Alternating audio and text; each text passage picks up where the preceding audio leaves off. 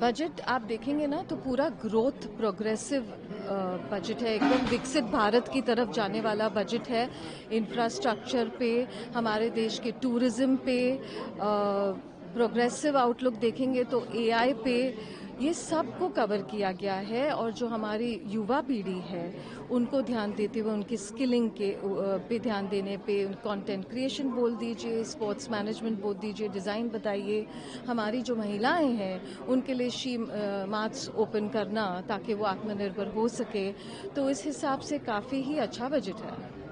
Budget पेश होने के बाद जो सेंसेक्स है वो 1700 पॉइंट डाउन होता है, क्या कहेंगे? तो बजट आने से पहले भी डाउन हो रहा था, फिर थोड़ा ऊपर हुआ, अभी डाउन हुआ। मुझे उसकी ज़्यादा चिंता नहीं लग रही है। टैक्स स्लैब को लेके क्या जो कॉमन पीपल हैं उनके लिए? टैक्स स्लैब उन्होंने टच नहीं किया गया है, मगर जैसे मैंने आपको पहले बताया, जो हमारे रोज़गार के जो सामान हैं उनमें उन्होंने कम किया गया है। हमारे जो मेडिसिन्स हैं, हेल्थ केयर हैं, उन्हें वहाँ पे एग्जेम्पशन दिया गया है। तो रोज़गार में कहीं ना कहीं टैक्स उन्होंने एडजस्ट कर दिया है। बजट में विशेषता ये है कि एक तो फिजिकल प्रूडेंस है। फिजिकल डेफिसिट जो हमारा 4.4 है इस साल, अगले साल 4.3% पे आने वाला है, यानी कि फिजिकल डिसिप्लिन मेंटेन किया है। उसके बावजूद इन्वेस्टमेंट जो काफ़ी सेक्टरों में इन्वेस्टमेंट आउटले किया है। एक तो बायो फार्मा में किया है, फिर सेमीकंडक्टर में किया है, एमएसएमई के लिए किया गया है, फिर एग्रीकल्चर में एआई का मेंशन हुआ है। और दूसरा जो हम देख रहे हैं कि एजुकेशन में भी कुछ दिखाए, और टूरिज्म डेवलपमेंट के लिए बहुत, फिर जो मैन्युफैक्चर ऑफ कंटेनर्स, जिससे हमें काफ़ी दिक्कतें आती थी शिपिंग और लॉजिस्टिक, वो मैन्युफैक्चर कंटेनर्स लेने वाले हम 7 रेल कॉरिडोर्स डेवलप करने वाले।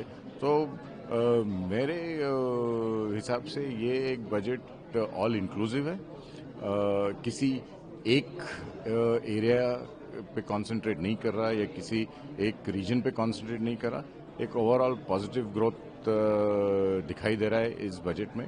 और मेरे ख्याल से ये हमारे जो विकसित भारत की जो दिशा है उसे उस दिशा में लेके जा रहा है। बजट पेश होने के बाद मार्केट शेयर बाजार नीचे गिरा, वो शायद सेंटिमेंट की वजह से गिरा होगा, क्योंकि मार्केट को लग रहा था कि कैपिटल गेन्स में शायद कुछ बदलाव आएंगे, या और एसटीटी बढ़ गया है, तो वो एक थोड़ी नाराजगी या डिसअपॉइंटमेंट हो सकती है। तो लेकिन फिलहाल अगले 4-5 दिनों में शायद वापस स्टेबल हो सकता है। विशेष पॉइंट बजट का ये है कि ये बजट एक 2047 की दिशा पाथ की ओर बढ़ता बजट है।